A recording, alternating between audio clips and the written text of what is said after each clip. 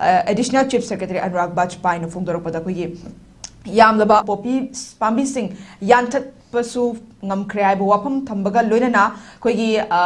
national ꯍꯥꯏꯋꯦꯒꯤ ꯂꯝꯕꯤꯁꯤꯡ ꯑꯁꯤꯗ ꯆꯠꯊꯣꯛ ꯆꯠꯁꯤꯟ ꯌꯥꯅꯕꯒꯤꯗꯃꯛꯇ MST ꯕꯁ ꯑꯃꯨꯛ ꯍꯟꯅ ꯆꯦꯟꯅꯅꯕ ꯊꯕꯛ ꯄꯥꯏꯈꯠꯂꯦ ꯍꯥꯏꯕ ꯋꯥꯐꯝ ꯑꯃꯈꯛ ꯊꯝꯂꯤ ꯑꯣꯖꯥ ꯃꯁꯤꯗ ꯃꯃꯥꯡꯗꯁꯨ MSTꯒꯤ ꯕꯁꯁꯦ ꯆꯠꯄ ꯌꯥꯅꯅꯕ ꯍꯥꯏꯗꯅ ꯑꯩꯈꯣꯏꯒꯤ ꯌꯦꯡꯅꯕ ꯆꯠꯄ ꯌꯥꯅꯕ ꯌꯦꯡꯅꯕ ꯃꯑꯣꯡ ꯌꯦꯡꯅꯕ ꯆꯠꯈꯤꯕꯁꯨ ꯂꯩꯈ꯭ꯔꯕꯅꯤ ꯑꯗꯨꯕꯨ ꯃꯃꯥꯡꯗꯗꯤꯃꯛ ꯃꯥꯏ ꯄꯥꯛꯄꯗꯤ ꯉꯝꯈꯤꯗꯦ ꯍꯧꯖꯤꯛꯁꯤ ꯆꯍꯤꯁꯤ 3 ꯐꯥꯖꯤꯜꯂꯛꯀꯗꯧꯔꯕꯅꯤ ꯃꯁꯤꯒꯤ ꯆꯠꯊꯣꯛ ꯆꯠꯁꯤꯟ ꯌꯥꯗ꯭ꯔꯤꯕꯁꯤ ꯑꯩꯈꯣꯏꯒꯤ ꯍꯥꯏꯔꯤꯕ ꯏꯔꯥꯡ ꯑꯁꯤ ꯂꯥꯛꯄꯗꯒꯤ ꯌꯥꯈꯤꯗꯕꯅꯤ ꯑꯗꯨꯕꯨ ꯍꯧꯖꯤꯛ ꯆꯍꯤ 3 ꯐꯥꯖꯤꯜꯂꯛꯀꯗꯧꯔꯕꯅꯤ ꯆꯍꯤ 3 ꯐꯥꯖꯤꯜꯂꯛꯀꯗꯧꯔꯤꯕꯁꯤꯗ ꯑꯅꯤꯔꯛ ꯑꯍꯨꯝꯔꯛ ꯇ꯭ꯔꯥꯏ ꯇꯧꯈ꯭ꯔꯕꯁꯨ ꯃꯃꯥꯡꯗꯗꯤ ꯃꯥꯏ ꯄꯥꯛꯄ ꯉꯝꯈꯤꯗꯦ ꯑꯗꯨꯕꯨ ꯍꯟꯗꯛ ꯑꯃꯨꯛꯀ ꯂꯥꯛꯏꯕ ꯐꯣꯡꯗꯣꯔꯤꯕ ꯋꯥꯐꯝꯁꯤꯅꯗꯤ ꯊꯕꯛ ꯄꯥꯏꯈꯠꯂꯦ ꯍꯥꯏꯔꯕꯅꯤꯅ ꯃꯁꯤꯗ ꯇꯁꯦꯡꯅ ꯃꯥꯏ ꯄꯥꯛꯄ ꯉꯝꯒꯗꯧꯔꯤꯕ꯭ꯔꯥ ꯑꯗꯨꯒ ꯃꯁꯤꯒꯤ ꯃꯥꯡꯑꯣꯏꯅꯅ MLA ꯒꯤ ꯈꯣꯡꯆꯠꯁꯨ ꯆꯠꯂꯒ ꯑꯩꯈꯣꯏꯒꯤ IDPꯁꯤꯡꯒ ꯎꯅꯕꯒꯤ ꯍꯛꯊꯦꯡꯅꯅ ꯎꯅꯕ ꯐꯣꯇꯣ ꯂꯧꯕ ꯈꯣꯠꯄ ꯑꯩꯈꯣꯏ ꯃꯌꯥꯝ ꯑꯗꯨꯃꯛ ꯃꯃꯥꯡꯗꯁꯨ ꯚꯤꯗꯤꯑꯣꯗ ꯑꯗꯨꯃꯛ ꯌꯦꯡꯕꯤꯈ꯭ꯔꯕ ꯊꯦꯡꯅꯕꯤꯈ꯭ꯔꯕꯅꯤ ꯑꯗꯨꯅ ꯍꯥꯏꯔꯤꯕ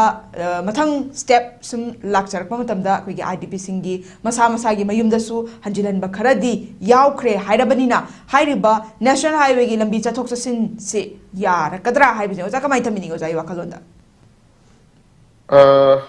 Chennai Mama Queen had the Yarizi, government policies, Tapas Tapna, Tingna Mogi, Yan Pasabat, Dishinam Lobby Ragadico, Lobby Ragadi Prajasnasu, Tengaragasu, Taptaragasu, Dishin among Taragadi,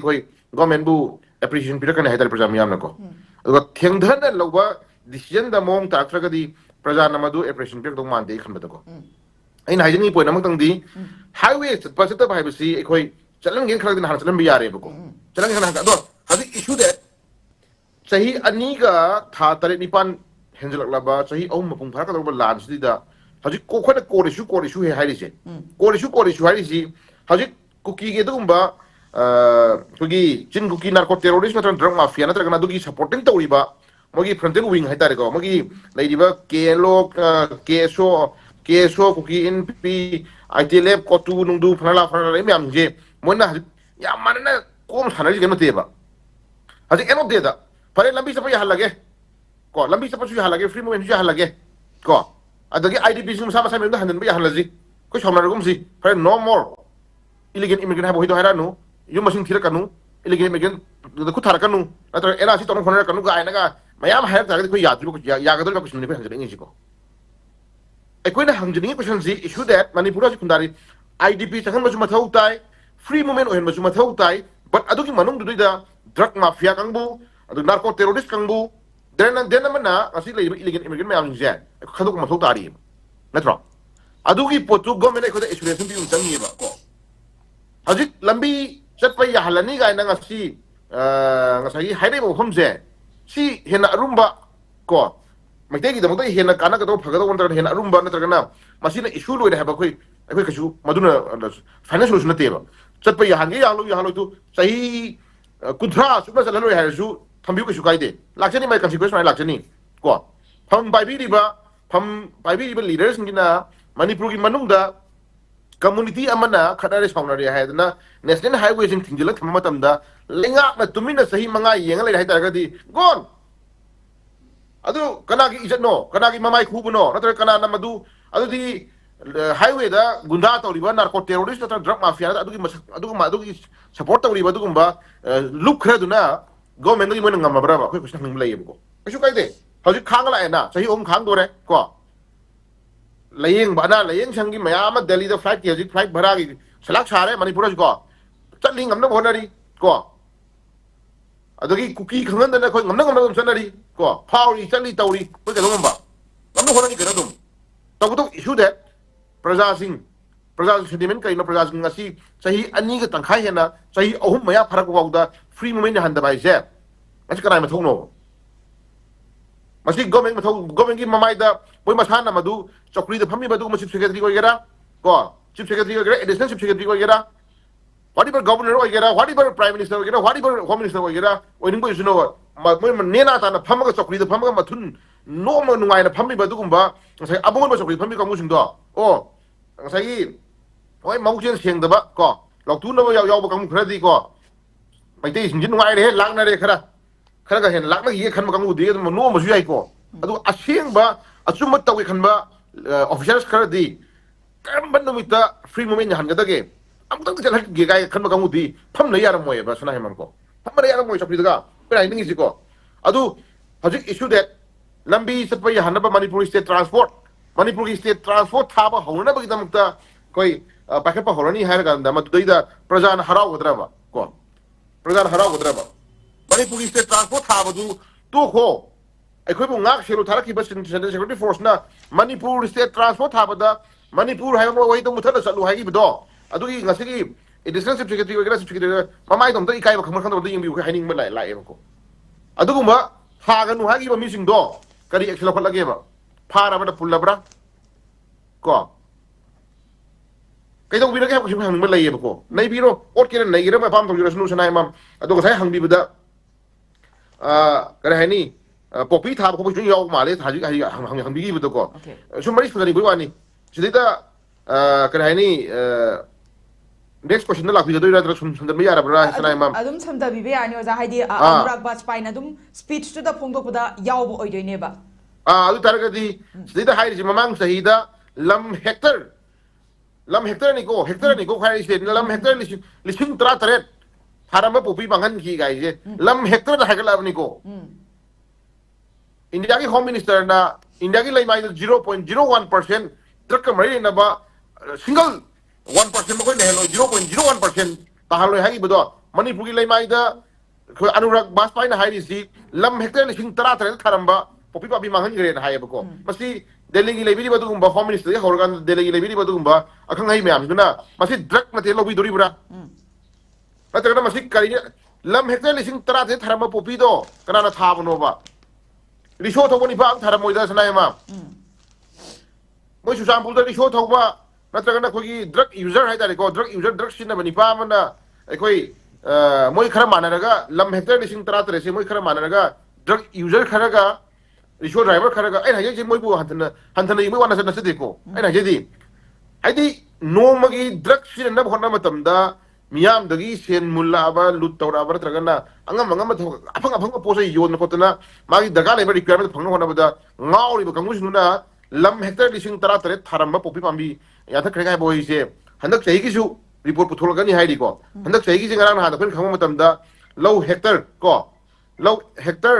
एकरनी acre सत्रेता थारंबा honourable हानगी हानै पमर CM नायरम मकोई उजगिबदा एकर सत्रेता थारंबा पोपी पांबी को याथप होरे गान हाइबको चत्रे चौमा चन्नी चहुम लौ परिरम ओनथोरादि मणिपुर की सिंगाई फजरा बै पाइपुन थंबिरमबा चिंगोल मापन गायबो वहिदो चिंगोल मापन लालगा सप्पा गायन हाइबो वहि चिंगोल मापन जे मरु कोथो स्लाक साल ओइरेमको सिदा फॉरेस्ट एरिया यावरी को गवर्नमेंट कॉन्सर्न फॉरेस्ट एरिया यावरी अदगी लम उ पांबी म सोकपा यादब जगह में यावरी अन फॉरेस्ट डिपार्टमेंट क्राइ चखराबा को फॉरेस्ट डिपार्टमेंट क्राइ चखराबा तपाक तदी सी पौना बाजार दा उ पांबी म या लोबैदम तदी जेसीबी यो मियो करियो पुलप फारगा फॉरेस्ट डिपार्टमेंट लागना बंगामी अदुगा मोगी फॉरेस्ट एरिया नि हाइन लेरिबा दुगुंबा चिंगाई सिनुदा लौ परि निफुगी यखैगी चामगी कुनगी कुनसागी एकर दा हेक्टर दा याथलकवा तुहलकदुदी फॉरेस्ट डिपार्टमेंट क्राइ चखराबा को करंबा विलेज ओय चिप अमदी फारे गाना खै फोंदोखि खै उरे को अदुबु ममांग सहिद लम हेक्टर लिसिंग तरा तरेत थारम पोपी पामी महन खरेगा हाइबो ओइसी पोपी हेक्टर लिसिंग तरा तरेत थारम दो कना लीडर कना यावगेबा अदुगी थुम लेनबदा अदुगी यूरिया लेनबगी दमकता अदुगी पोपी पामी लोक लेनबगी दमकता काय लेबर पुरई काय ट्रांसपोर्टेशन फी कना पैसा पुथोई कना फाइनेंस तोई गाइसे अराय बथौक नते हाबनी दा सनायमा को साइ एरिया सिदा सी बीओसी दा नॉट बीओसी दा लुपा कुन बीबा नपा चाम बीबा द्रखर लेना होना बदे लुमग फादुगी मसदिदा हा लुमग फादुगी एनएसए पांदुगी सोरी एनी काइंड ऑफ खोगी एफआईआर पांदुगी खोतुगी मैम तौर लेको चिंगाई दना अखोगी बसे थोनंगानी गाय ओइद्रे सनाय माम को बसे अखोइना सुमाय पेन दबे सुम हाइबय वानी अदु ngasi फोंदोक पिरिबा ngasi खोगी ऑफिसर दना अखोगी Manipur state transport bus Thar ना कोई थरंग तौरे गा हाइबो हिदो बस तो नते थाबदी मरु ओइदी मी सर पे हालो हाइबनी सनाय माम हंदकी विदिन दिस मंथि मनुंगदा एनी काइंड ऑफ सिविलियन को एनी काइंड ऑफ प्रजा खुदिंग मक पैथै होइगेरा एनी काइंड ऑफ कम्युनिटी खुदिंग मक फ्री मूवमेंट याहलनी हारो खु पियनगेबा अदमगी एमएसटी बस ना हारा होनबा होनी हाइगे जो हाइरो अदो मगी तोंगानबा रखक होनी हाइगे जो हाइरो मगी तोंगानबा जिप्सी न होनगने जो हाइगे जो हाइरो मगी तोंगानबा करिनो मनो होनिंगबा को आर्मी की लेबा मगी केस्पर ना pi pi thana hapo hon gani jo hairo amadi hairo pen ge ba duri mi issue di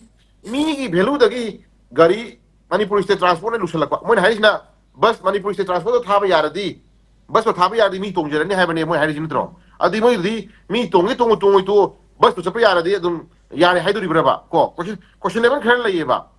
maru na mi chapa yani ha ba jana ha lo ba mi sat pa to yani hai taraga di sat na hon ra ko da Manipur state transport bus dum sina double airport ne ba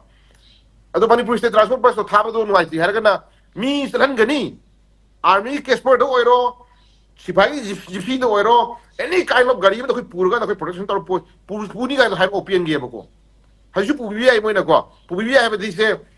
Delhi bau or Guwahati bau layeng mo sa pangam na wala sa hona matam na wari me am je sidum khaidok piraga every tha magi manung da Sunday mari every Sunday army convoy toraga army gari toraga khoi sidagi na Guwahati chani makang bo singdo khoi Dimapur bok thin gani ko natraga na Nagaland bok thin gani natraga na khoi Mau thin gani aduna sa piting ba any mai tegi any communities khodi ma moi kanu gi di khoi gi kuki gi pai cha sinau kuki gi sinau gi sinau hai ba je kan kan tawida sanai ma hayeng karam mi weno khaidok na kan aseng masin do hai phani hajiti ya jan thana lai bani na koi kuki gi lebiri ba gumba thona phara ma yam hindo moi army convoy toraga ngasai khoi gi packaging toraga na khoi airport gi flight tong halle adagi packaging toraga khoi courier thare ga na khoi yam hai dai ne moi sipai na nga ga adu khoi mai dai community ma ta na khoi mai dai community ma ta na do thingu bu su tawde ko khoi wa hai bi ru su tawde army na convoy toraga packaging toraga pu po to dum yai thadu bi do khoi dum pramani adu mai na khoi gi mai dai gi jong tak puru chapi yo ba tha ma gi banung Sunday mari ko Sunday mari si khoi army na convoy toraga army gari mi am tro nga ga army gari da army gi khoi casper da nomai ka pa sangoi da bom ka pa sangoi da ba aduga de nung thara sangoi da ba army casper manung da khoi mioi yang khai first come first chance ko every Sunday gi ahan ma da khoi Guwahati chaning ba Dimapur chaning ba any state chaning ma sing so khidna bi da mak dai khoi mau bok thindu gani gai jang da hai bi ra kan da army nung thin bi yo khoi yeng ge ba sana khoi jom da yau ja ge ba sana ma kui re ba sana pati ga khoi u da ba ko kang pok bi ga khoi phau do kui khala mi na ko sa ge ba khoi ju ko tau bi yo ba du i mo da Manipur state transport bus tha ba horni gai je oi magi policy bi le ram ba ya du bu praja sing ga sa itan san da khoi tangai patana IDPs mayam na wari ngai da sangai festival tokni tokda yate sangai na maru ni hajin magum ba ko adagi lambi tha ba su praja tongi tu khoi Manipur state transport bus na maru ni bus thani ga na ta hairaga thabak to sak ko di kham ngai ta ba lei adu manung da khoi gi poppy pambi hectare lising tara tare thare ga ba ya ta kare ga ba hi ji khoi government ma du kari ne lobi du no poppy pambi do government di Manipur state lenga na di drug mai na poni na dum yan thali aduga yan thak kare na su report tawri ko ade hen doktana chingai mayama khoi gi chingda leibala lobo kam kharna JDUF na kare ni phone ya thap dum uri police la piro dum na piro noi sunoi gi credit lobi yu ga ha dum uri ko Manipur si yam nungai ba tha ma dum leidi hai ta re aduga somna kan nang sai gi kare hai ni tampak tana makhan gi law makhan gi sai gi akan mang sai gi action tawdana tawri ko aduna ngarang na han dai khoi na sum yeng matam da chief secretary na thokodo anti social element warning against anti social element gai torman paper thok ki idna ko aduna tapakta sen namdana lobo lutawba crime to ko mayam je chapsa na khoi thenani gai na khoi dum haidi adu chingda national highway singda khoi gi kuki arm terrorist kangu kuki khoi ching kuki narco terrorist kangu na sei li sang sinna ko kuki terrorist kangu na sei li sang sinna nam hadna driver furak kwa gari mungi ba adagi gari no khada indha ba paisa illegal tax me am low ba adagi mi hat pakor pa to me am hinduna khogi maduna khogi anti social element oi dabra kusin hamin balai ko sna mam oi ram baje apun bagi wana mo to to akona sum yengeri si adugumba chingma na tori thabo kangu sing du di mo action low do dum ku ye ba ko khogi national highway de sali ba khoi driver mayam drivers owners mayam na khoi thamoi pe na dana khoi ifong khongba moi kuki gi leidi ba kari ba khoi look mayam lo ba khoi kari go down tax vehicle tax inventory tax monthly tax guys tax masa tax lo da moi gi receive masa ka kan ka ko mayam ko unare dana mayam na ko adu maduna khoi gi anti social element oi da bazala moi duna si ka abani dum yab zala ko karam baro anti social element oi khangde ko kanada mi mayon thamin ko khang do le aduna kana ngang ro su nuai de aduna posak si whole manipur si ima lebak manipur si india da maju taw matam da ko ko gi apunba square kilometer lising kun ngai sani kun thang ni pat pak chaw square kilometer ma sini na matam do gi ining thawna koi yaning boy yaning da boy namfu sa phuda koi tawre na hai lai di bachwa bu dai koi pi gi pak chaw square kilometer do koi do di mang bu ya roi ba mang bu ya ga do sna hen ma adu gi manung da kana ko khana crime tar ko di ma do thenam ta bani crime tar ko di thenam ta bani crime tawre da ko to binu na non jab do di ya da bani na thenam ta bani to ko tabu laibiri ba lenga am laibiri bani na sna hen ma madu gi crime tawre kang bu sung du gi mathak ta sab sama legal proceeding di lokot bi har ne ko hajari si ko aduna ye mo tare let's see hajik lai ba ko gi anurag baspai na ko gi manipur state ki lai ba du gumba transport department ki ko gi transport tha ba honi hai je ko yengasi ko yengasi ado mamangda amuk tha ba horu bada masa mau masa na iru ja thopi raga sana hema ko gi parfum na chai na ko na manipur state transport ki ha bus ama tha ba hor dom ni ga na tha na na ni ga na iru ba tharu ja thopi re parfum chai bi re phasna ke bi tha gre halak ko na ko gi adum mafi maron ko gi ga la am da yaw na adum maru marang ko ga halak ki bus am yaw na ko manipur state transport ki ko adu film do tan na ba hona biu habi ro ka shukai de koi yeng tare ta guta bu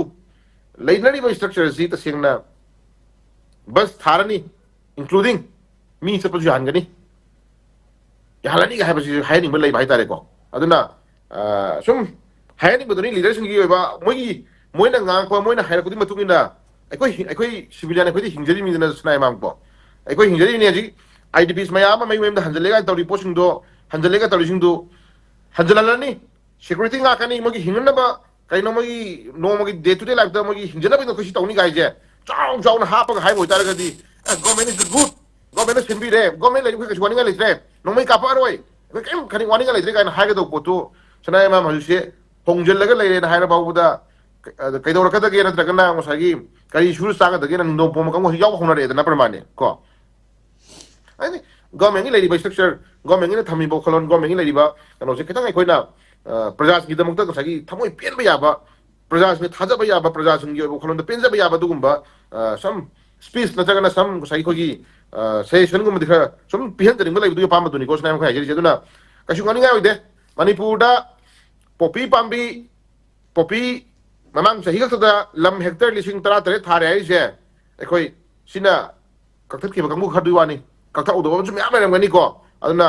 याथत की बा थारम पोपी पाम्बी महन की आई जे ai sino sakhi wa re ko adik suan chei jo butoroni ai re adi manipur ki silon mapan ki ching mayam ning je ai kari ena koi government ubiri bono center na kari meng changbiri bono ko madu chenari ba ko sagi lai ba paisa thada ba ngami ba du gumba chingmai kokthok ngami ba kamu kana no chingmai de de popana hona matam na thum dagi horaga magi masa ko thum yam supply tor misna kana no ko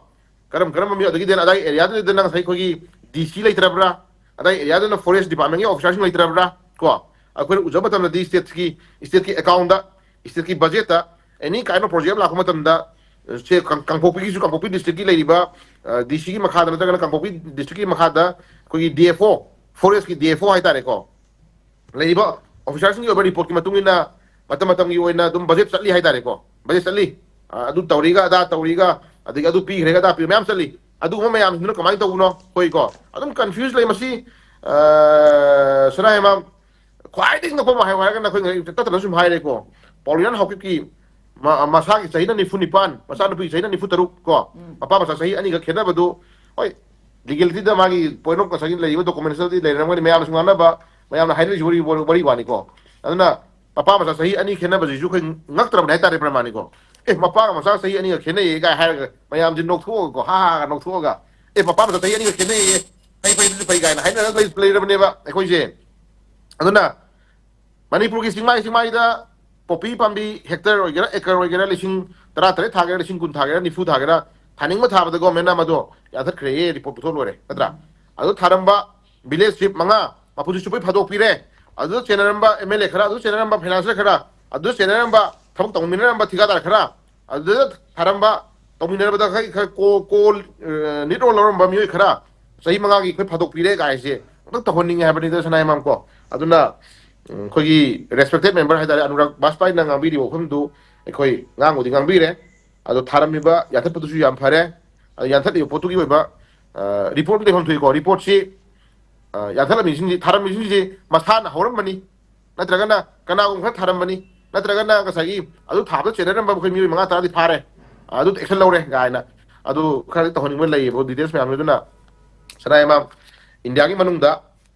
ꯃꯅꯨꯡꯗ ꯈ꯭ꯋꯥꯏꯗꯒꯤ ꯉꯛꯄ state ꯀꯣ ꯈ꯭ꯋꯥꯏꯗꯒꯤ ꯉꯛꯄ state ꯈꯪꯒꯠꯄꯗ ꯃꯅꯤꯄꯨꯔꯁꯨ ꯑꯗꯨꯝ ꯌꯥꯎꯕꯗ ꯊꯣꯏꯅ ꯑꯩꯈꯣꯏ ꯉꯥꯡꯅꯤꯡꯉꯥꯏ ꯑꯣꯏꯗ꯭ꯔꯕ꯭ꯔꯥ ꯈꯜꯂꯦꯀꯣ ꯑꯗꯨꯅ ꯑꯩꯈꯣꯏꯒꯤ ꯂꯤꯗꯔꯁꯤꯡꯁꯦ ꯈꯔ ꯋꯥꯈꯜ ꯐꯥꯊꯕꯤꯌꯨ ꯀꯣ ꯍꯧꯖꯤꯛ Anurag ꯕꯥꯖꯄꯥꯏꯅ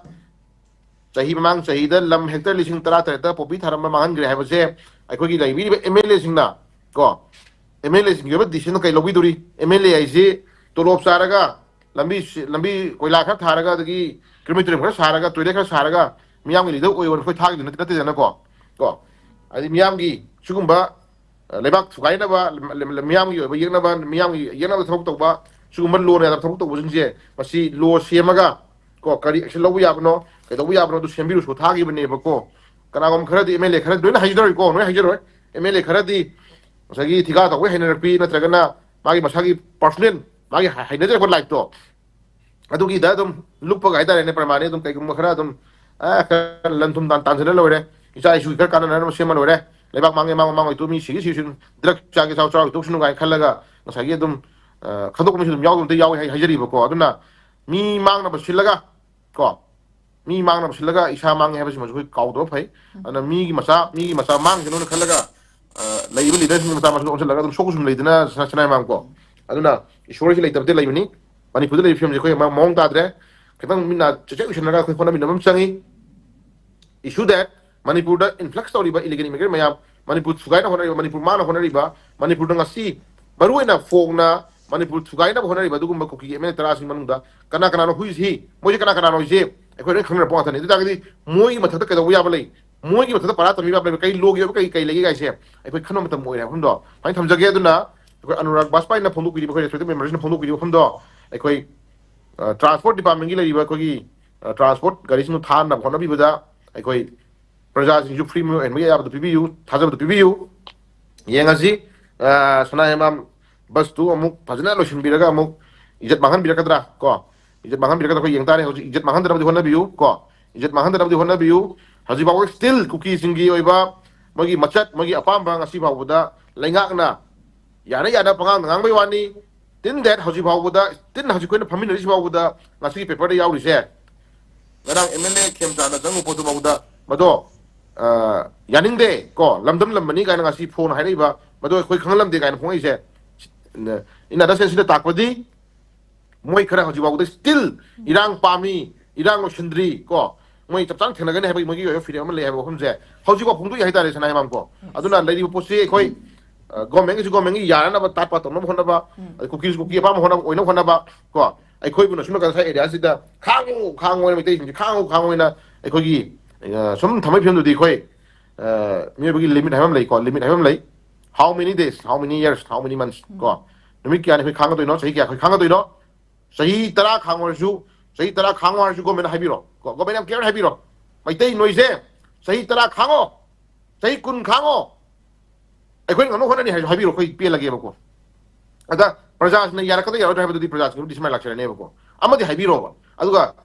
matau manana mongda sem sarakana khoi masen marta khai kok sanam dudi naimam togiron too much thamjage duna praja community khara dagi praja miyoy ba posik sidagi akhoi sanga adagi gari na henan ruku type laktar gadi akhoi miyoy ba je gari pok tringai gari sem dringai ko gari leitringai mamangda akhoi miyoy ba je po lakrabani gari edo khoi miyoy bana sembani ko gari edo khoi miyoy bana sembani ana miyoy bado chapa yahalani karm kadi handuri ba gari de yahangani ga hayani mudi wani da akhoi maitai ha community maitai ha fruit se miyoy ba se free movement yahalani kamaya chapa yahangani manipur state transport ha bus to hongani ga hayani mudi wani da potu ko ana miyoy badagi gari na hanaga advance na thongi bado ado khangde gari en khanari no sunai ma yeng tare let's see afaba yai phaba ing tapa tangdulai taba property ko resuna ba phumje lo shago hai thamjage sunai ma Okay,